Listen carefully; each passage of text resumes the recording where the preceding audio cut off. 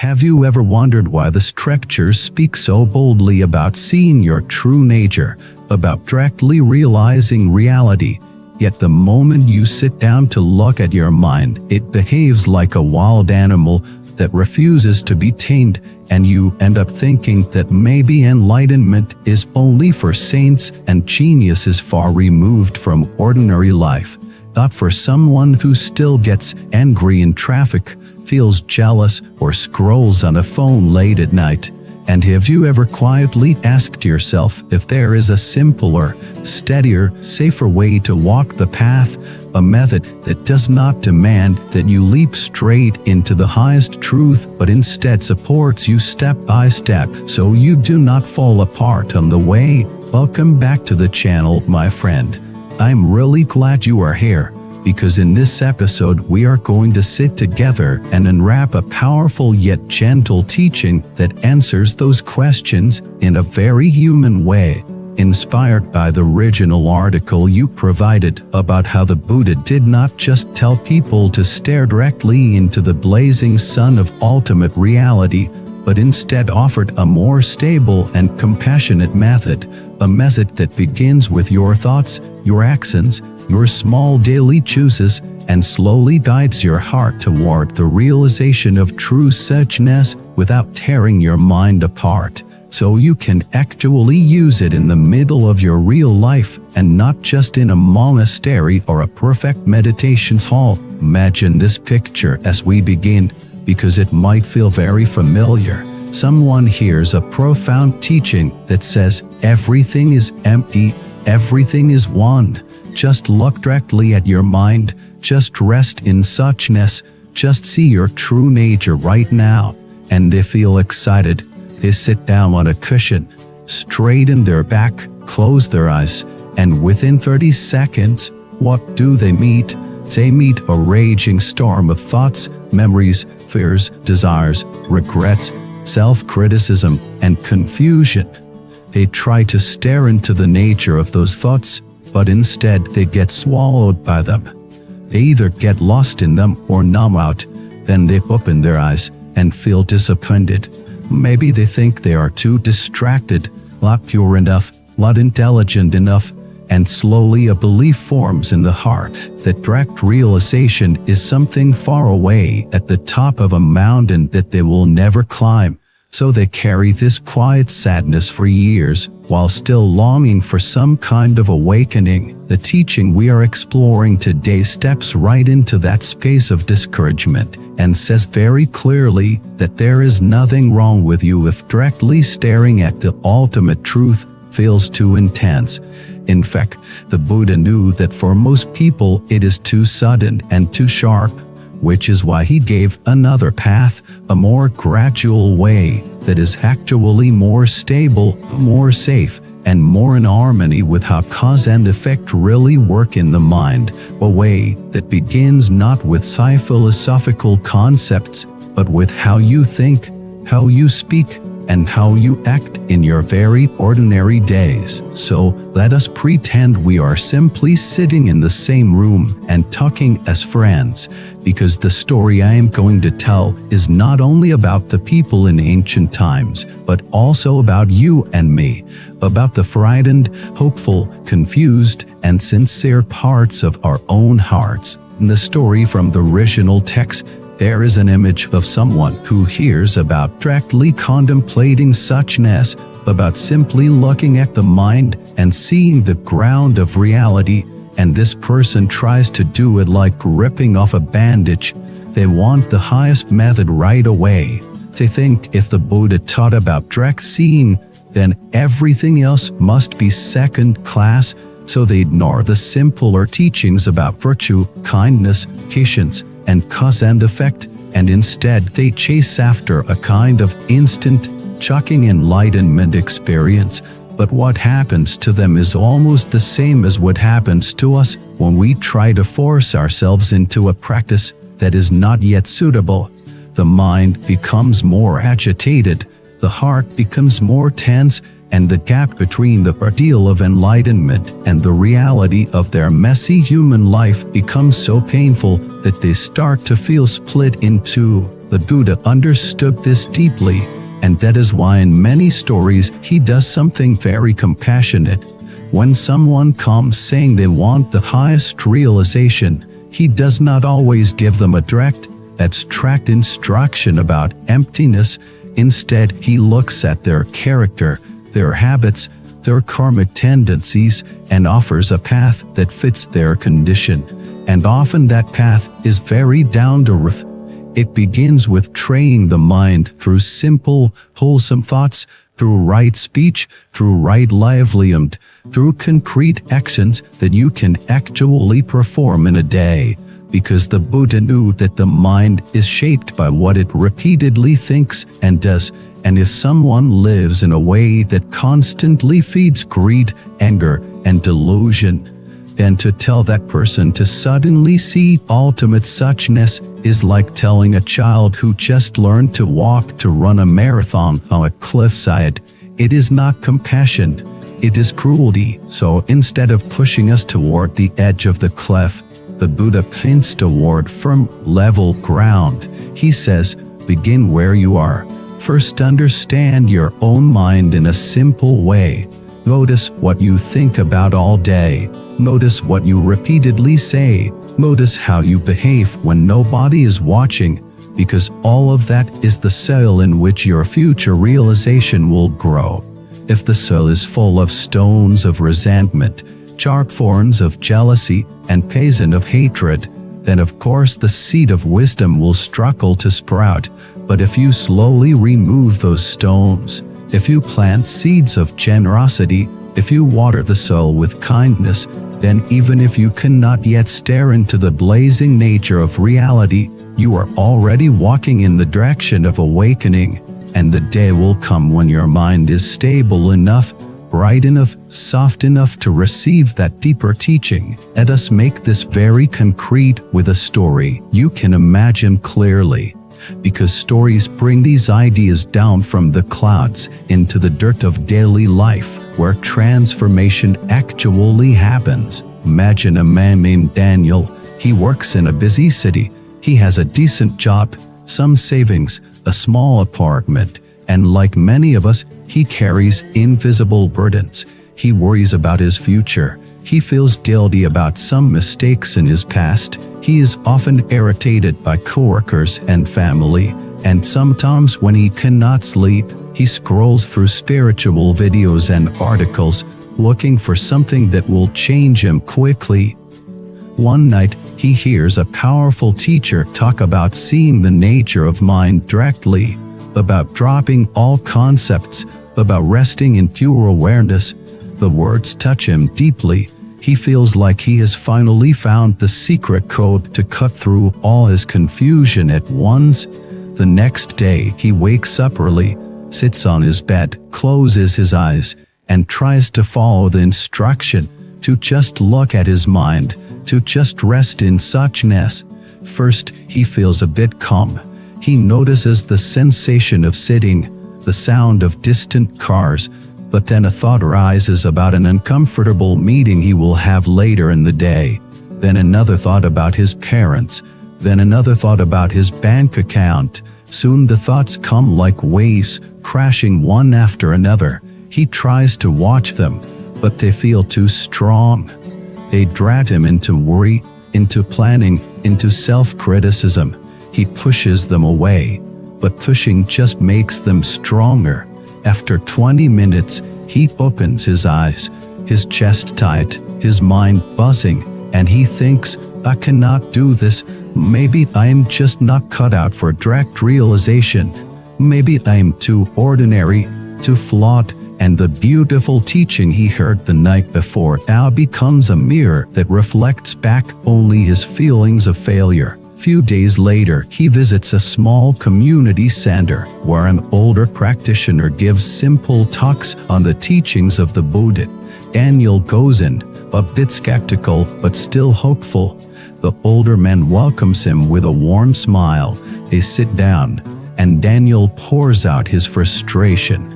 He describes how he tried to directly see the nature of mind and ended up more anxious than before. He asks with a tired voice, why the scriptures speak of seeing true reality if in practice it feels so unreachable. The older man listens quietly and then says something that changes the course of Daniel's practice. He says, "My friend, the Buddha did indeed speak about directly seeing reality, but he did not start there. With most people, that is like the summit of a mountain. You cannot teleport there. You walk there step by step. And the first steps are not grand or flashy, they are simple. They are about how you think, how you speak, how you live." The Buddha knew that if your mind is full of restlessness and your actions are tangled in harmful habits, then trying to stare at pure suchness will only make you more unstable. It is not a fault in you, it is just how cause and effect work. So instead of blaming yourself, you can begin to walk a safer, steadier path, one that you can actually sustain. And the older man gives Daniel a very different kind of instruction. He does not say, "See the ultimate nature of mind." Instead, he says, "For the next month, you not worry about high realizations at all. Instead, choose one simple, wholesome thought and let it become your anchor. For example, each morning when you wake up, before you check your phone, sit for 3 minutes and quietly repeat in your heart, 'May I bring a little more kindness into this day. May I harm less and help more.' Then during the day, whenever you remember, bring your attention back to that intention and let it shape how you talk and how you act. Do not think this is small, because every time you do that, you are reshaping the causes that create your future mind." First, Daniel is disappointed. He wanted fireworks, visions, dramatic experiences. Now he is being told to simply watch his thoughts and try to be kinder. But something about the calm confidence of the older man moves him, so he agrees to try. The next morning, he sits on the edge of his bed, feels silly, and whispers inside, "May I bring a little more kindness into this day." Then he goes to work. At the office, he catches himself about to make a sarcastic remark about a colleague, and suddenly he remembers his morning intention. He pauses. The sarcastic comment dissolves. He says something more neutral. It feels small, but in that tiny moment, he sees that he had to choose. He realizes that normally he would have spoken without thinking, and that choice would have added another layer of sharpness to his character. That night, he remembers to sit again for a few minutes, repeating the same intention. In the following days, he keeps returning to this simple practice. Some days he forgets, some days he remembers often.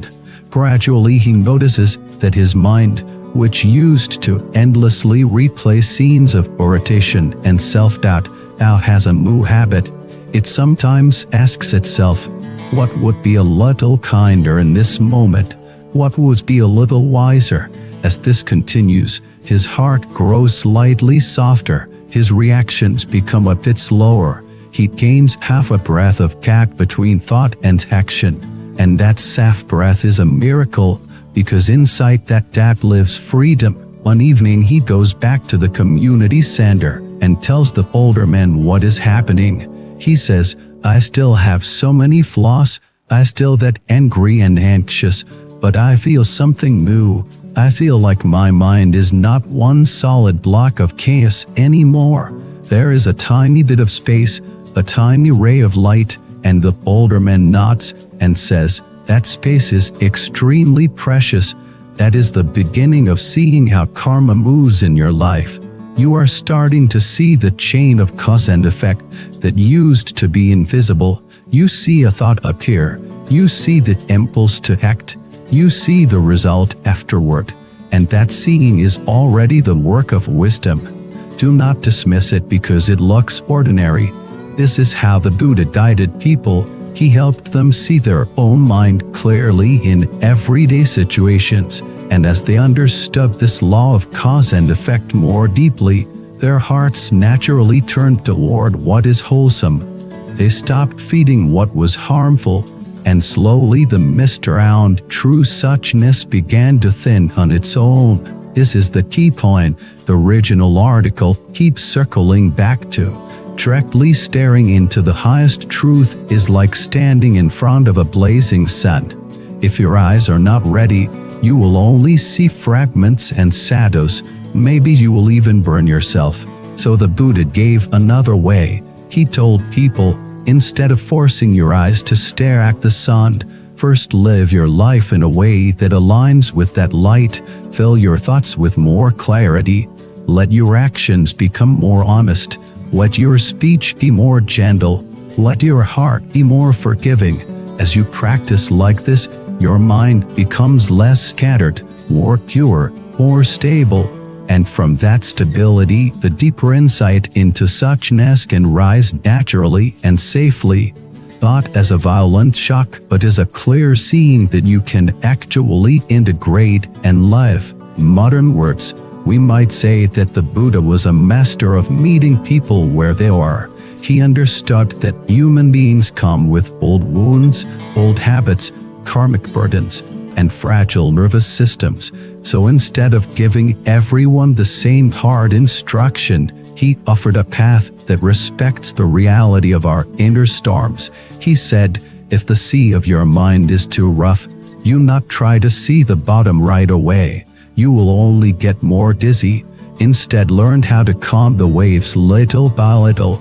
And the way you do that is by cultivating wholesome states like patience, gratitude, compassion, and steady attention. You can do this while working, while talking, while cooking, while driving. Every time you choose a more wholesome response instead of a harmful one, you are calming the sea, and one day, without forcing it, you will look down and see more clearly through the water. That clarity is not something you wrestled from reality. It is the natural result of living in alignment with the law of cause and effect. If we bring this into your own life right now, it might sound like this. Maybe you have tried deep meditation techniques and felt overwhelmed. You might have read advanced books on emptiness, on direct realization, and found the ideas thrilling, but your actual practice full of confusion. The teaching we are talking about today is telling you that you do not have to abandon the path just because the highest methods feel out of reach. Instead, you are invited to ask a different question. Not how can I jump to the summit, but how can I take one stable step to take toward more wisdom and compassion? That step might be as simple as observing your anger for a few breaths before you speak, noticing how it feels in the body, noticing the stories it tells in your head, and then choosing not to spill it on someone else. It might be as simple as consciously appreciating one person each day, or as simple as pausing before you judge someone and remembering that they, like you, are carrying heavy burdens that you cannot see. In these small acts, your mind is learning a new pattern. It is learning that it is not a slave to every impulse. It is learning that it can respond instead of merely react, and that is already a form of awakening. This is deeply connected to destiny, because what we call destiny is not some fixed script handed down from the sky. It is the ripening of countless causes and conditions, some from past actions, some from present choices. And when you practice in the way the Buddha suggests here, you begin to intervene in that stream. You are no longer a passive character in your own story. You become an active participant in shaping it. Each time you choose a kinder thought, a wiser word, a more compassionate action, you are planting seeds that will ripen into a different future. Maybe that future includes a deeper, more direct realization of true suchness, but even before that, your daily life becomes lighter, your relationships soften, your inner world feels less like a battlefield and more like a training ground for wisdom. Let us look at another story to make this even more vivid. Imagine a woman named Sarah who discovers the teachings on true reality and becomes fascinated by the idea of transcending all illusions. He spends evenings watching videos about non-dual awareness, reading texts about suchness. He tries to follow the instruction to see everything as empty, but in real life, he still feels pain when criticized, still feels jealousy when someone else is praised, still feels fear about money and health. He starts to suspect that maybe he is living a double life. Her intellect plays with high philosophies, while her art is still stuck in very human struggles. This inner split aches her feel ashamed, like he is a failed practitioner. One day he hears a talk that says, if directly seeing true suchness feels too abstract, start with what is directly in front of you. Start with the way you relate to one difficult person in your life. Start with how you handle one recurring painful situation. That is your true training ground, not the abstract ideas in your head. He takes this to heart and chooses one specific challenge: her constant irritation with a colleague at work. Every time he sees this colleague, he feels a knot in her stomach, a stream of judgmental thoughts, and a tightness in her jaw. Previously, he would either complain internally and act coldly or force herself to pretend everything is fine. Either approach brought peace. Now he begins to practice in a new way. Each time he notices the knot of irritation, he uses it as a signal to wake up. She feels the tightness in her body. She recognizes the judgments as thoughts. She silently repeats in her heart, "This is suffering, both for me and for them. May I not add more harm here?" She does not deny her irritation, but she holds it in a wider space of awareness and a wish for less suffering. Over time, this changes something inside her. The colleague's behavior may not change dramatically, but Sarah's relationship with the situation does. He finds herself reacting a little less sharply, sometimes even feeling a brief moment of compassion when he notices how stressed her colleague is. In those moments, she realizes he is living the teachings, not in some distant meditation hall, but right here, in the fluorescent-lit office with ringing phones and overflowing inboxes. He sees that this gradual transformation of our heart is not separate from the path to seeing true reality. It is part of it, because true suchness is not an abstract idea far away. It is the nature of the very experiences he is having. And as our mind becomes more balanced for these small practices, he is more able to glimpse that nature without running away. All of this shows us that the Buddha's gentle path is not a compromise or a low-level method. It is a wise design that honors human vulnerability. It is a path that says, do not try to pull down the fruit of enlightenment before the tree has grown. First, tend to the roots. The roots are your daily habits, your speech, your actions, your responses to stress. When you take responsibility for those roots, you are already practicing deeply, even if you never use fancy spiritual language. And as these roots become healthier, the fruit of insight into suchness will ripen on its own in due time, sometimes quietly, sometimes in sudden flashes, but always supported by the solid ground of a well-trained heart. So, if you have ever felt that directly observing the true nature of reality is too hard, too distant, too confusing, this teaching is good news for you. It says that your sincere wish to grow is already a sign of deep potential. It says that you do not need to perform extreme spiritual acts to be on the path. You do not need to become an expert at abstract contemplation overnight. You are invited instead to start exactly where you are, with the body you have, the mind you have, the relationships you have, the job you have, and you ask, how can I bring a little more clarity, a little more kindness, a little more integrity into this situation today? This is not a small question. It is the gateway to transforming your destiny from the inside out. Before we close, I want to speak directly to that part of you that sometimes feels tired and inadequate. the part that compares itself to stories of sudden enlightenment and feels small, please remember that the most reliable awakening is often the quiet kind, the kind that shows up when you choose not to pass on your anger to your child, when you apologize instead of doubling down on your pride, when you listen more deeply instead of interrupting, when you say no to something harmful even though it is tempting. In those moments, the Buddha's path is alive in you. You are not just reading about it, you are living it.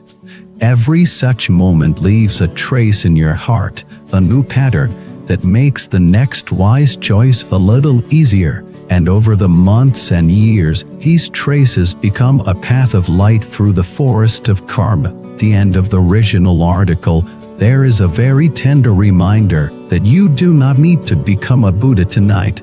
You do not need to reach the summit in one leap. You only need to be willing to move a little closer each day, to choose one wholesome thought and protect it, to choose one kind action and repeat it, to choose one moment of honesty with yourself and stand in it. That willingness itself is a seed of awakening. The fact that you are still here listening, that you care about these things, that you want to understand your mind and live with more wisdom and compassion, already shows that you carry deep-cut roots. Do not underestimate that. So as we end, I invite you to look at your own life and ask, what is one small, steady step I can take starting today that makes my practice more stable and more kind? Maybe it is a 3-minute morning intention like Daniel. Maybe it is using one recurring meditation as a training ground like Sarah. Maybe it is committing to one honest act of generosity each week. Whatever it is, let it be something you can actually do. Something that does not tear your mind apart, but slowly strengthens it. That is how you walk the Buddha's safer, steadier path towards seeing true reality, a path that moves through your everyday life instead of trying to escape it. If this long sharing resonated with you, I would love to hear your own experience. Have you ever tried to jump straight into very advanced practices and found yourself more confused or anxious? Have you discovered simple daily habits that slowly changed your heart over time? Your stories and reflections could be a great support for others who are silently struggling with the same questions, so please share in the comments.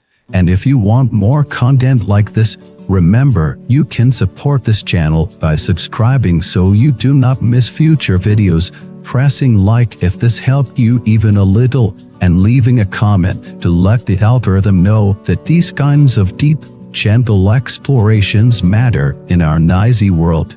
Your support makes it possible to keep creating long, heartfelt episodes like this that you can use as companions on your own journey. Thank you for walking this path with me for this time we had together. May your mind grow a little clearer. May your heart grow a little softer. May your actions grow a little wiser. And may you step by step move closer to the light that has always been inside you, even when you could not see it clearly. Life gets noisy. Work, stress, expectations. Sometimes we lose touch with the quiet part of ourselves. Bracelet isn't just an accessory. It's a small reminder that you deserve peace. You deserve moments of stillness. You deserve to hold on to your inner balance. If one of these bracelets speaks to your heart, you'll find the purchase link in the description below. And even more auctions available on our channel's shop page. Pick home the one that feels right.